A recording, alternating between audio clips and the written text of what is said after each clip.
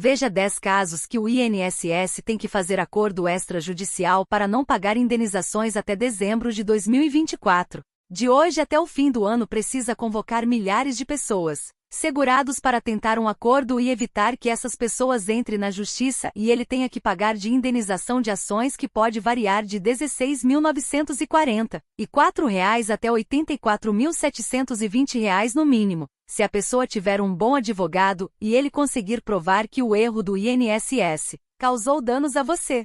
Para você que não me conhece, eu sou Isis Nascimento e de forma resumida, eu vou explicar para você quais são essas ações e por que elas são tão importantes a partir de agora. Veja agora as 10 situações nas quais o INSS precisa fazer acordo para não pagar indenizações a quem teve o pedido negado de forma errada nesses casos. 1. Cálculo da renda para pagar o BPC. Aposentadoria e pensão no valor de um salário mínimo não deve entrar na cálculo da renda mensal familiar para a concessão do BPC. 2. Definição de dependente para paga pensão por morte. Filhos ou irmãos inválidos podem ser considerados dependentes do segurado que morreu, mesmo quando ficam inválidos após a maioridade, mas desde que essa invalidez ocorra antes da morte do tutor. 3. Pensão por morte para menor sob guarda.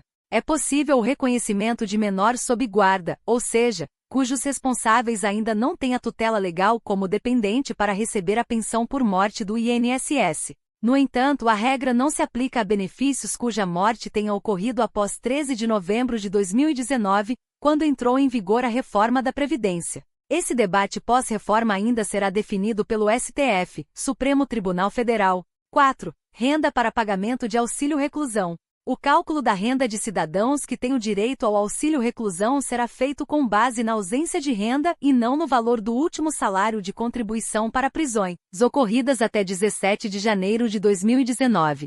5. Aposentadoria urbana com tempo rural. É possível conceder a aposentadoria por tempo de contribuição a trabalhador urbano empregado, que tinha tempo de serviço rural antes da Lei 8.213, de 1991. Esse tempo rural pode ser contado com carência, que é o período mínimo para se pedir um benefício. 6. Aposentadoria de trabalhador com 2 empregos. Segurados que tiveram 2 empregos a partir da Lei 9.876, de 1999, que criou o fator previdenciário, devem somar as 2 rendas 2 salários de contribuição, até o limite do teto do INSS para ter o valor da aposentadoria calculado.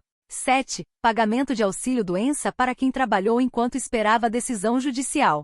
O segurado que trabalhou enquanto estava doente, aguardando a concessão do auxílio-doença na Justiça porque o benefício havia sido negado pelo INSS, tem direito de receber o salário neste período, se continuou trabalhando mais o benefício previdenciário. 8. Auxílio-doença conta na aposentadoria. O período em que o segurado ficou afastado do trabalho, recebendo auxílio-doença, entra no cálculo da aposentadoria desde que esteja entre contribuições antes do afastamento e depois, quando o beneficiário tem alta médica e volta a trabalhar e a contribuir com a Previdência. 9. Auxílio-doença para quem exerce atividade especial. O profissional que trabalha em atividade prejudicial à saúde pode contar o período em que recebe auxílio-doença como especial na hora da aposentadoria, com direito a um bônus na contagem do tempo de contribuição. 10. Prazo para pedir revisão começa a contar após fim da ação trabalhista.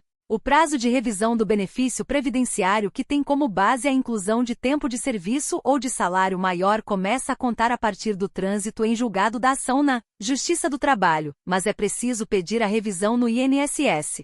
Espero ter ajudado. Em caso de dúvida, deixe seu comentário, daqui a pouco eu volto.